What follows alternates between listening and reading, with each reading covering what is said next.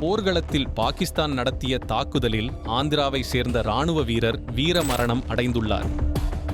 மூச்சிருக்கும் வரை நாட்டை காக்க தன்னுடைய உயிரையும் பணயம் வைத்த அவரது தியாகத்தை நாடே போற்றி வருகிறது. யார் இந்த முரளி நாயக்? போரில் அவர் உயிரிழந்தது எப்படி? பார்க்கலாம் இந்த தொகுப்பில்.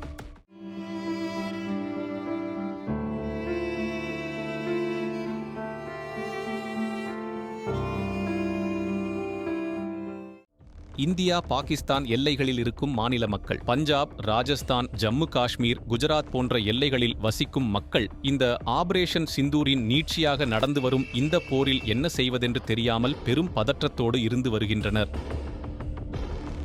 இந்த மக்களை காப்பதற்காக தங்களது உயிரையும் துச்சமென நினைத்து அயராது உழைத்து வருகின்றனர் இந்தியாவின் முப்படை வீரர்கள்.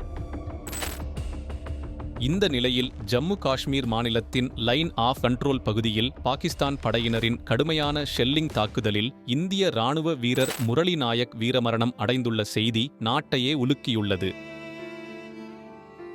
ஆந்திர பிரதேசத்தின் ஸ்ரீ சத்ய சாய் மாவட்டம் கள்ளித்தண்டா கிராமத்தைச் சேர்ந்த 27 வயதே ஆன முரளி நாயக் ஒரு ஏழை விவசாய குடும்பத்தைச் சேர்ந்தவர். பாகிஸ்தான் படையினர் இந்தியாவின் ஆபரேஷன் சிந்தூருக்கு பதிலடியாக மே 8ஆம் தேதி இரவு எல்லை கட்டுப்பாட்டு பகுதியில் கனமான துப்பாக்கி தாக்குதலை மேற்கொண்டனர். இந்த தாக்குதலில் முரளி நாயக் கடுமையாக காயமடைந்தார். இந்த நிலையில் அவரை டெல்லிக்கு விமானம் மூலம் கொண்டு செல்ல பல முயற்சிகள் மேற்கொள்ளப்பட்டன. ஆனால் அவை தோல்வியடைந்ததால் அவரின் இன்னுயிர் இம்மண்ணுலகை விட்டுச் சென்றது. இளம் வயது திருமணமாகாத இவர் இன்று நாட்டு மக்களை காக்க எல்லையில் தன்னுடைய கடைசி மூச்சு இருக்கும் வரை போராடி வீரமரணம் அடைந்திருக்கிறார். இவரது உடல் மே 10ஆம் தேதி அன்று அவரது சொந்த கிராமத்திற்கு கொண்டுவரப்படும் என கூறப்படுகிறது.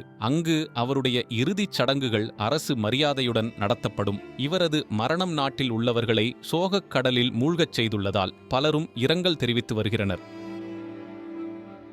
இது குறித்து தனது எக்ஸ் பக்கத்தில் பதிவிட்டுள்ள ஆந்திர பிரதேச முதல்வர் சந்திரபாபு நாயுடு, முரளி நாயக்கின் தியாகம் எப்போதும் நினைவுகூரப்படும். இந்தியாவின் எல்லைகளை பாதுகாக்கும் வீரர்களின் தியாகம் எப்போதும் நம் மனங்களில் நிலைத்திருக்கும். முரளி நாயக் போன்ற வீரர்களின் தியாகம் நம் நாட்டின் பாதுகாப்பிற்கான உறுதியை மேலும் வலுப்படுத்துகிறது என பதிவிட்டுள்ளார். இதனையடுத்து குடும்பத்தினரை தொடர்பு கொண்டு பேசிய முதல்வர் சந்திரபாபு ஆறுதல் தெரிவித்ததோடு முரளியின் குடும்பத்தை நேரில் சந்தித்த அமைச்சர் சவிதா 5 லட்சம் ரூபாய்க்காக காசோலை அவர்களிடம் வழங்கியுள்ளார். மேலும் கோரண்டலா நகரில் முரளி நாயக்கின் சிலை நிறுவப்படும் எனவும் உறுதியளித்துள்ளார். இந்நிலையில் மூச்சிருக்கும் வரை நாட்டை காக்க தன்னுடைய உயிரையும் பணயம் வைத்த பாரத தேசத்தின் மைந்தன் முரளி நாயக்கின் தியாகத்தை நாடே போற்றி வருகிறது.